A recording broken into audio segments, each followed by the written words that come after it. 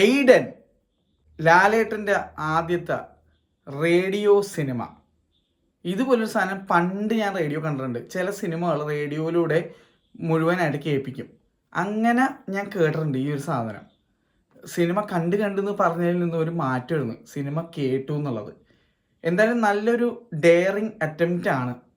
ഇഷ്ടപ്പെട്ട കാര്യങ്ങളുണ്ട്, ഇഷ്ടപ്പെടാത്ത കാര്യങ്ങളുണ്ട്. രണ്ടിനെ പറ്റിയും ഞാനിവിടെ എൻ്റെ അഭിപ്രായം ഞാൻ പറയാം. ആദ്യം തന്നെ ഒരു മികച്ച എഫേർട്ടാണ്, പറയാതിരിക്കാൻ വയ്യ, മികച്ച എഫേർട്ടാണ്. സൗണ്ട് ഡിസൈനും സൗണ്ട് കാര്യങ്ങളെല്ലാം നല്ല രസമുണ്ട്, കേൾക്കാൻ നല്ല രസമുണ്ടായിരുന്നു. യൂട്യൂബിൽ ഇവരുടെ തന്നെ ചാനൽ ക്ലബ് എഫ്എമ്മിൻ്റെ ചാനലിലാണ് ഞാൻ കണ്ടത്. ഇത് ഏകദേശം ഇപ്പോൾ വന്നിട്ടൊരു 40 മിനിറ്റോളം ആയിട്ടുള്ളൂ. ഞാൻ വന്നപ്പോൾ തന്നെ ഞാൻ കണ്ടു എന്നല്ല, കേട്ടു എന്ന് വേണം പറയാൻ. കണ്ടു എന്ന് പറഞ്ഞ് ശരിച്ചു പോയതുകൊണ്ടാണ്. കേട്ടു, അനുഭവിച്ചു ഇൻ ദ സെൻസ് ഒരു ഡിഫറെൻറ്റ് ഫീലിംഗ് ആയിരുന്നു. എന്തായാലും ലാലേട്ടൻ ഇതിൻ്റെ ഭാഗമായത് കൊണ്ട് ഇതുകൊണ്ട് ഒരുപാട് ബെനിഫിറ്റ് ഉണ്ടായി. ഇൻ ടേംസ് ഓഫ് റീച്ച്, ആൾക്കാരിലേക്ക് എത്തുന്ന കാര്യങ്ങൾ. ഇത്ര വലിയൊരു ലാലേട്ടൻ പോലൊരു സ്റ്റാർ ഉള്ളതുകൊണ്ട് ഇത് ഒരുപാട് പേരിലേക്ക് എത്തും. ലാലേട്ടൻ കൂടാതെ ഈവൻ ഇതിനകത്ത് ഒരു ഗസ്റ്റ് അപ്പിയറൻസ് ഉണ്ട്. അത് ആരാണെന്ന് ഞാൻ പറയുന്നില്ല, നിങ്ങൾ സിനിമ കേൾക്കുമ്പോഴേക്കും നിങ്ങൾക്ക് ആരാണെന്ന് മനസ്സിലാവും. ഇത് കൂടാതെ അവർ ഓൾറെഡി ഔട്ടാക്കിയിരിക്കുന്ന കാസ്റ്റ് ഉണ്ട്.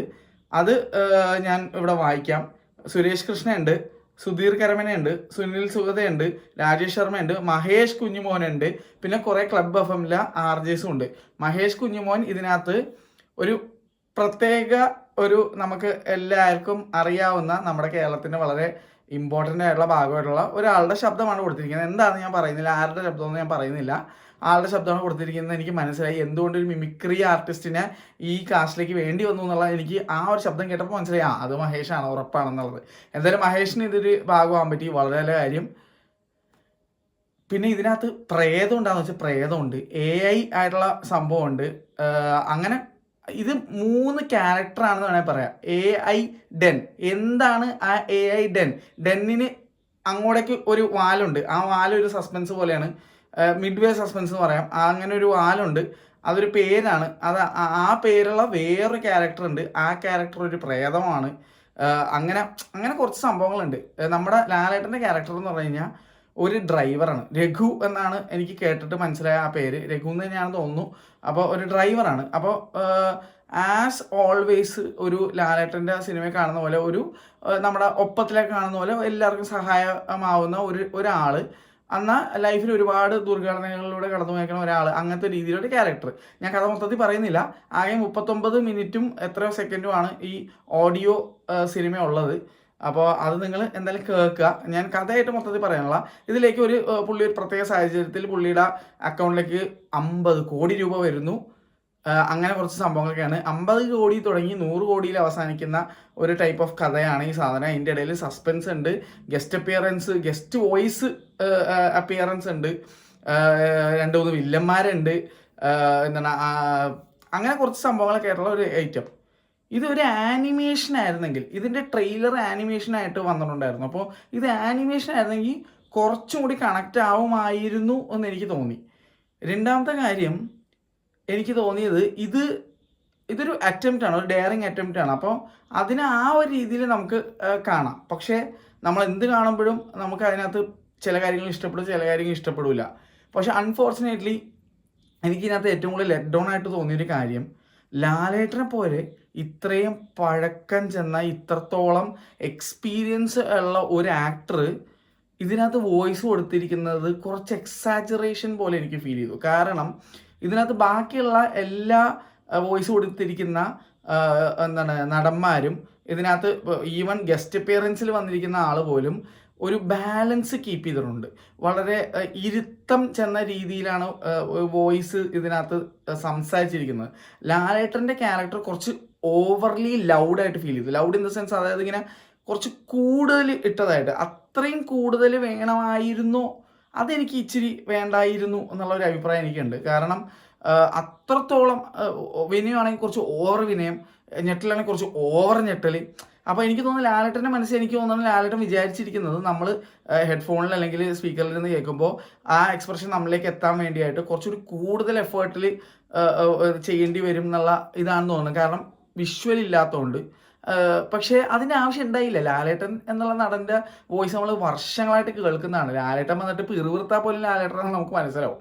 അപ്പോൾ ലാലേട്ടൻ അത് ഒരു എക്സ്പീരിയൻസ് ഉള്ള ഒരു നടൻ ഇങ്ങനെ ഇച്ചിരി ഓവർ ദ ടോപ്പിലേക്ക് ചെയ്യേണ്ട കാര്യം ഉണ്ടായിരുന്നില്ല എന്നാണ് എൻ്റെ ഒരു അഭിപ്രായം. അത് മാത്രം എനിക്കിതിനകത്തൊരു എനിക്കിഷ്ടപ്പെടാത്തൊരു സാധനമായിട്ട് ഫീൽ ചെയ്തുള്ളൂ. പക്ഷെ അത് ലാലേട്ടനിൽ നിന്ന് വന്നുകൊണ്ടാണ് എൻ്റെ ഒരു അത്ഭുതം. മറ്റുള്ള എല്ലാവരും ഇപ്പോൾ സുരേഷ് കൃഷ്ണ ചെയ്തിരിക്കുന്ന വോയിസ് സൈഡ് ആയിക്കോട്ടെ, സുധീർ കർമ്മനെ ചെയ്തിരിക്കുന്നതായിക്കോട്ടെ, സുനിൽ സുഗത ചെയ്തിരിക്കുന്നതായിക്കോട്ടെ, ഗസ്റ്റ് അപ്പിയറൻസ് വന്ന നടനും പാട്ടുകാരനുമായിട്ടുള്ള ആൾ ചെയ്തതായിക്കോട്ടെ, അവരൊക്കെ ഒരു ബാലൻസ് ഉണ്ടായിരുന്നു. ലാലേട്ടന് മാത്രം ഒരു ഇച്ചിരി, അതായത് 5 ഇടേണ്ട അടുത്ത് 10 ഇട്ട പോലെ ഒരു ഫീലിംഗ് എനിക്ക് തോന്നി.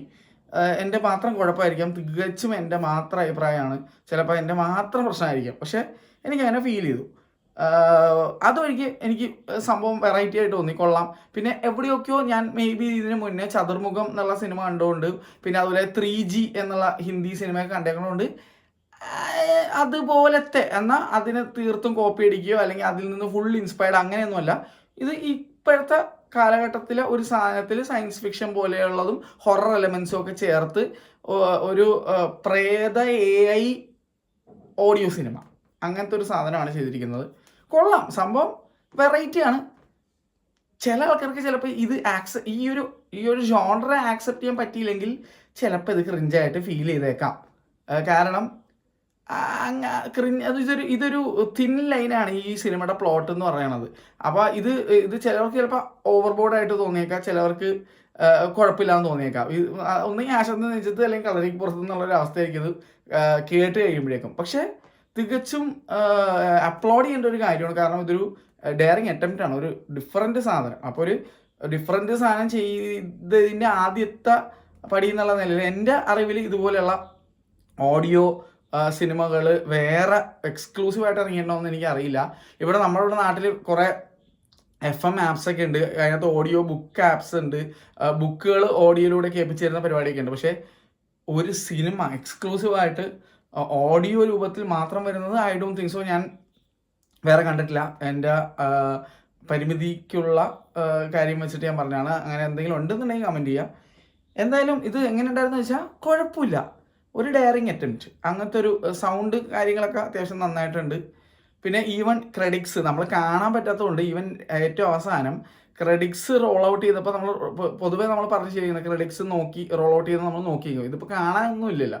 അതുകൊണ്ട് ക്രെഡിറ്റ്സ് ഒരു സ്ത്രീ ശബ്ദത്തിൽ ഒരു സ്ത്രീ ഇതിനകത്ത് എന്താ പറയുകയാണ് ചെയ്തത്. എന്താണ് ഇതിൻ്റെ കാസ്റ്റ് ആരൊക്കെയായിരുന്നു, ക്യാരക്ടേഴ്സ് അഭിനയിച്ചിരിക്കുന്നതെന്നൊക്കെ പറഞ്ഞ് അതൊരു വെറൈറ്റി ആയിരുന്നു. പൊതുവെ നമ്മൾ നോക്കി വായിക്കുകയാണ് ചെയ്യണത്, ഇത് കേൾപ്പിക്കുകയാണ് ചെയ്തത്. കൊള്ളാം, ഡിഫറെൻ്റ് ആയിട്ടുള്ളൊരു അറ്റംപ്റ്റ്, ഒരു വൺ ടൈം ഹിയർ സാധനം. ഇപ്പോൾ ലാലേട്ടന് എൻ്റെ ഒരു അഭിപ്രായം എന്ന് വെച്ച് കഴിഞ്ഞാൽ ഇത്രയ്ക്ക് വോയിസ് ചെയ്യേണ്ടായിരുന്നു. അതായത് ഇപ്പം നമുക്ക് ഞെട്ടലിനെ എങ്ങനെ എക്സ്പ്രസ് ചെയ്യാം, ഇങ്ങനെ എക്സ്പ്രസ് ചെയ്യുക, എൻ്റെ അമ്മേ എന്ന് എക്സ്പ്രസ് ചെയ്യുക, എൻ്റെ അമ്മച്ചി ഇങ്ങനെ എക്സ്പ്രസ് ചെയ്യുക. എൻ്റെ അമ്മച്ചി ആ സാധനം വേണമായിരുന്നെന്ന് എനിക്ക് തോന്നിയില്ല. നമുക്കത് മെല്ലോ ഡൗൺ ചെയ്യാമായിരുന്നു എന്നുള്ളൊരു സാധനമാണ് ഞാൻ പറഞ്ഞത്. അത്രേ ഉള്ളൂ. എനിവേസ് ഇത്ര എനിക്ക് പറയാനുള്ളത്. ഞാൻ എൻ്റെ ഒരു അഭിപ്രായം പറഞ്ഞു എന്നേ ഉള്ളൂ. നിങ്ങൾക്ക് ചിലപ്പോൾ നേരെ മറിച്ചായിരിക്കും തോന്നിയേക്കാം. ഞാൻ എന്തായാലും ലിങ്ക് ഇട്ടേക്കാം, കണ്ടു നോക്കാന്ന് കേട്ടു നോക്കുക. എന്തായാലും കൊള്ളാം, വെറൈറ്റി ആയിട്ടുള്ളൊരു സാധനം. അപ്പോൾ ശരി, ബൈ ബൈ. ഇനി രാത്രി വേറൊരു സിനിമ ഉണ്ട് എനിക്ക് പോയി കാണാനുള്ളത്. അത് വൈകുന്നേരം തന്നെയാണ്. ഷെനൈസിലെ ഷോ മിസ് ചെയ്ത് പോയി. ഞാൻ മനഃപൂർവ്വം അത് പോകാതിരുന്നതാണ്. 7:45 ബാഡ് ന്യൂസ് എന്ന് പറഞ്ഞ സിനിമയായിരുന്നു. ലാലേട്ടൻ്റെ ഈ സാധനം വന്നതുകൊണ്ട് ഞാൻ എന്തായാലും ഇത് കേട്ടിട്ട് ഇത് കഴിഞ്ഞിട്ട് പോകാമെന്ന് വിചാരിച്ചിട്ട് ഞാൻ സിനിമ രാത്രിത്തേക്ക് ആക്കിയിട്ടുണ്ട്. അതിൻ്റെ അഭിപ്രായം ഞാൻ നാളെ ഇടുള്ളൂ. ബാഡ് ന്യൂസിൻ്റെ രാത്രി ഞാൻ സിനിമ കണ്ടു കഴിയുമ്പോഴേക്കും ഒരുപാട് ലേറ്റ് ആവും. അതിൻ്റെ കൂടെ എൻ്റെ ഇവിടെ ഈ കാണുന്ന സ്റ്റുഡിയോ റൂമിലുള്ള ഒരു ലൈറ്റ് അടിച്ചു പോയി. ലൈറ്റ് ഞാൻ ഈ സംഭവം സിനിമ കേട്ടോണ്ടിരിക്കെ ഇവിടെ പെട്ടെന്ന് ഒരു ഷോർട്ട് സർക്യൂട്ട് പോലൊരു സാധനം വന്നിട്ട് അതിൻ്റെ എന്താണ് പവർ കോഡ് ബൾജായി. ഞാൻ ഇതെന്താണ് മറ്റേ AI ടെക്നോളജി ബേസ്ഡ് പ്രേതപ്പടം കേട്ടോണ്ടിരിക്കുമ്പോഴേക്കും ഇവിടെ മറ്റേ ഒരു സംഭവം സംഭവിച്ച പോലെ. എനിവേസ്, അപ്പം നിങ്ങളിത് കേട്ടവരാണെങ്കിൽ തീർച്ചയായിട്ടും ഇതിൻ്റെ അഭിപ്രായം നിങ്ങൾ കമൻറ്റ് ഇടുക. നിങ്ങൾക്ക് എന്ത് തോന്നി എന്നുള്ളത് കേട്ടോ.